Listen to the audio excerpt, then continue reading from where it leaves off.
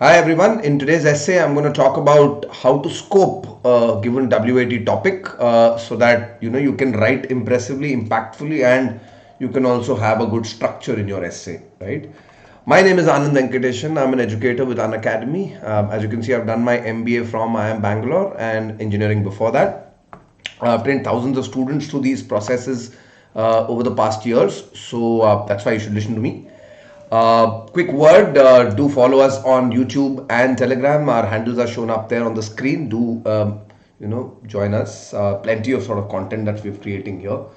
Okay, so this is what is the main debate, right? And I think it's important, since the topic is how to scope a given WAT topic, right? So exactly what is scope and how is it different from something that is already given as the topic, right? Well, in all discussions, I think this point is fairly obvious that scope defines what you're writing about, right? But before I get into details, I think the general idea is that whenever you give a topic to a student, then it's usually a broad enveloping term, right? It basically would cover up a large envelope of interrelated disciplines or areas in a sense, and your job is to clarify the focus areas within the given topic that you choose to consider or you choose to write about, right? So that's in a nutshell what scope is, right? So topic is what is given to you in the essay, the scope is what you choose to focus on, right? That's important, right? Because if you are supposed to present an opinion of yours in a WAT round, then your opinion should also be based on what you define as the scope, right? Hence it's critical to define the scope. For example, you could be given a topic about social media, even if it is, right, there are two kinds of, in fact many kinds of topics, but two that we broadly concern ourselves with, where I'll say that okay, in one case the topic will just define a given theme, right? Social media in the Indian context, or the increasing prevalence of social media among teens, right? So that's like a topic, right? But scope, right, in fact would be much more detailed, right? And it will probably lead to you forming an opinion as well, right? So for example, how social media impacts mental health of of teens, maybe even elders, maybe different age groups, right? But the focus of your essay is specifically mental health, not really the peripheral activities, right? Economic, social, or otherwise, right? So that becomes the scope of your essay, right? So I hope that sort of gives you a primer for what I'm talking about. Now, why is this important? Think about how you plan your WAT. In previous sessions, I've told you, give yourself 5 to 7 minutes at the start of a WAT. Obviously, depends on how much time you've been given to write the essay, and also how much time you take to write. If if you take 20 minutes and you're able to write, only 150 200 words, then maybe your time to writing has to start early. But if you're one of those people who can write 200 300 words in 10 minutes, and all you need is the previous thought to sort of structure what you want to write, then maybe 10 to 12 minutes will suffice, right? But irrespective, there has to be a planning stage at the start, right? So what do you do? Number one, you first start with jotting down everything that you know about the topic. I think this is something that everybody does. And in some cases, what you also do is in your mind also you're starting to plan things like, hey, how do I analyze this given topic, right? How should I approach it? Should I use a framework like pros and cons? Should I look at things in favor and things against, maybe a stance that is already presented in the topic? Or I could use a framework like if I'm talking about a particular industry or a particular sector, or a particular person or organization, then maybe I could talk about the strengths, things in favor of things that seem to be pointing in a positive light, putting it in a positive light, and things that put it in a negative light and hence weaknesses, but also opportunities, right? What else can happen in the future, and threats, right? So SWOT analysis is also something which is fairly common as a framework, right? There's in fact one which I did talk about called the PESTLE analysis, right? Which is very useful. And I'll again talk about it in today's session. But for now, the second thing you do, you're already subconsciously thinking about what framework to use, right? But the use of these points and the framework must be to form a thesis, right? You have to crystallize this note making process into a opinion, right? Into a crisp, sharp opinion. I say sharp opinion because the more differentiated your opinion is, the better and stronger and more impactful your essay or your arguments are going to be, right? So you need to form a thesis, right?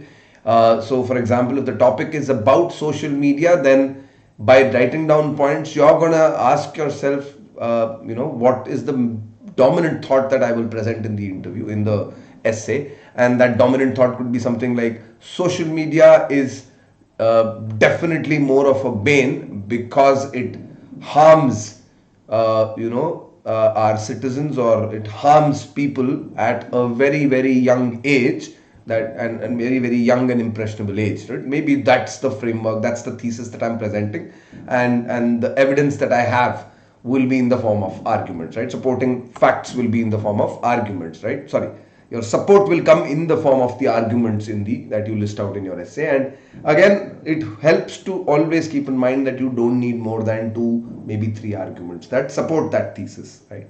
So I believe that social media is bad for preteens, for teens, and for children at an impressionable age. So exactly why is it bad? I could give you one argument about why is it bad, and maybe give you evidence of how violence is on the upswing, or how maybe habits are getting evolved much faster, and hence would lead to poor lifestyle, for example.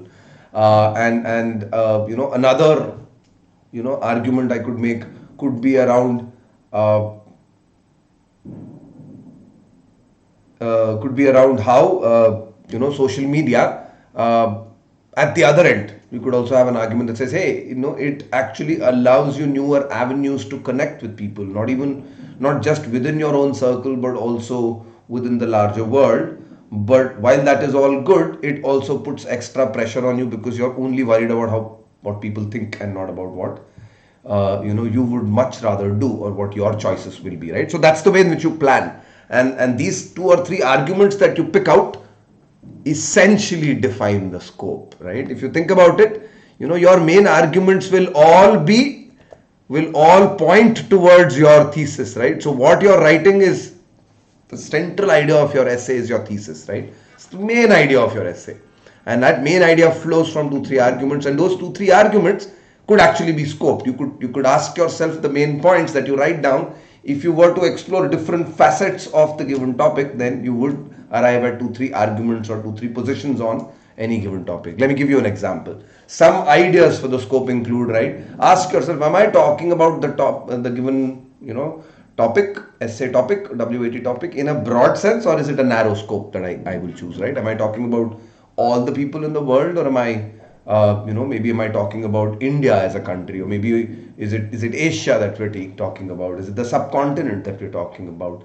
Are we talking about all human beings, or am I including animals also within the scope, right?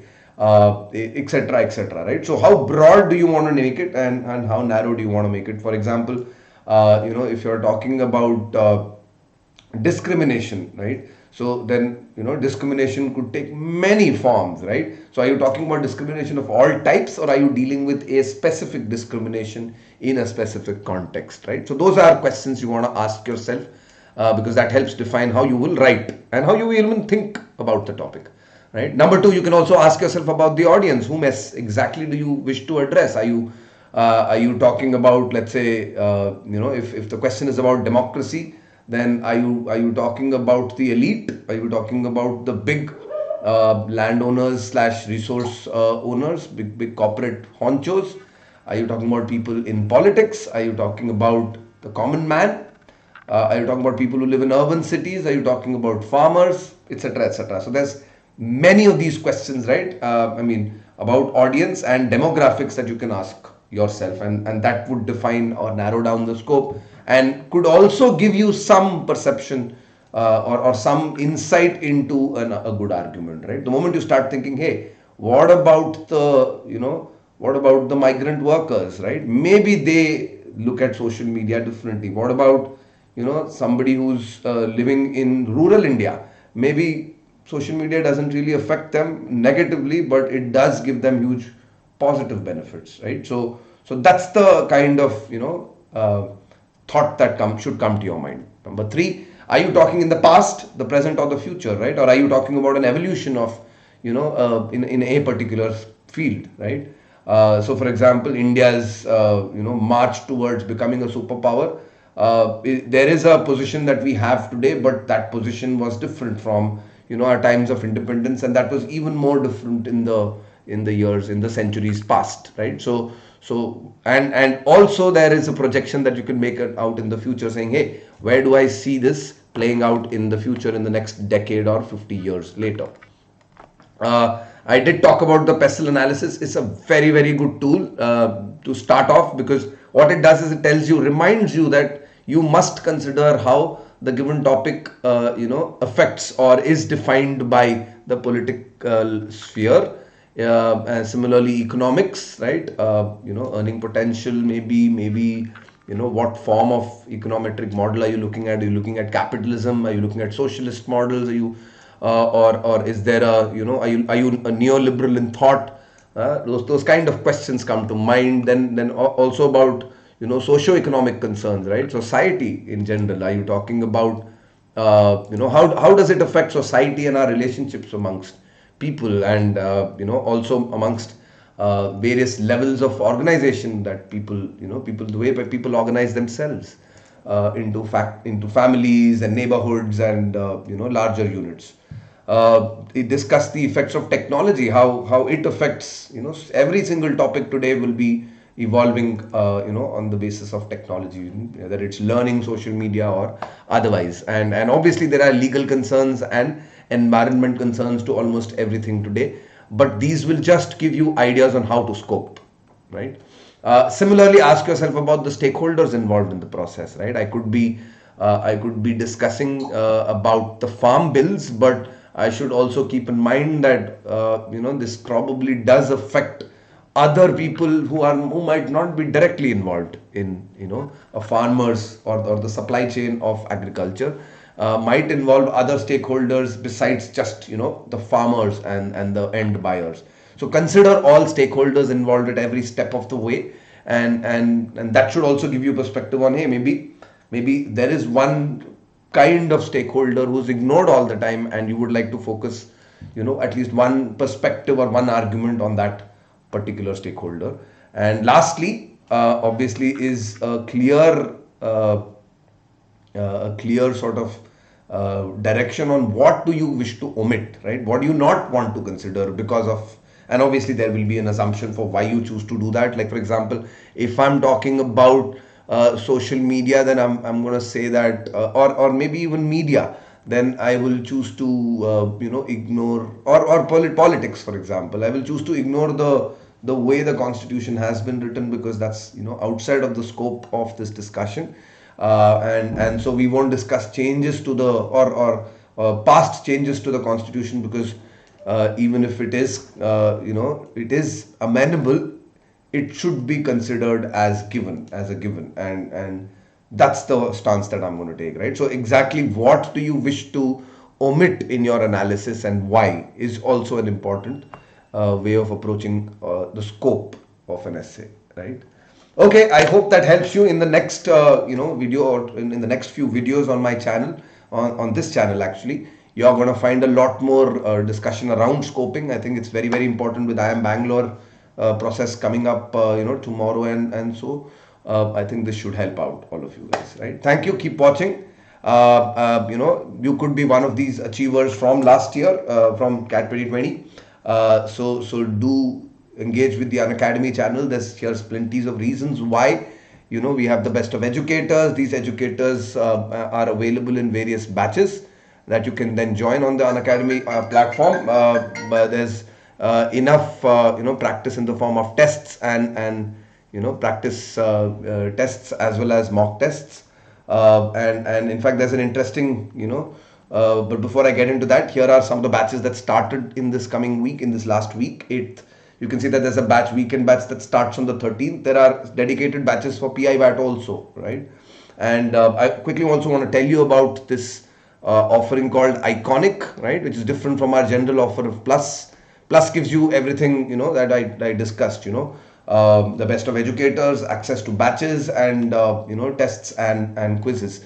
But Iconic additionally gives you a personal coach, right? Which means that you get, in addition to all of this, you get a mentor who is a graduate from one of the top B schools, and he's going to guide you, right? He can analyze and give you recommendations which would be more specific.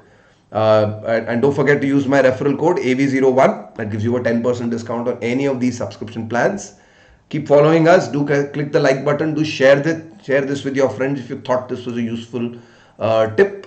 I'll catch you very later, very soon rather. So bye.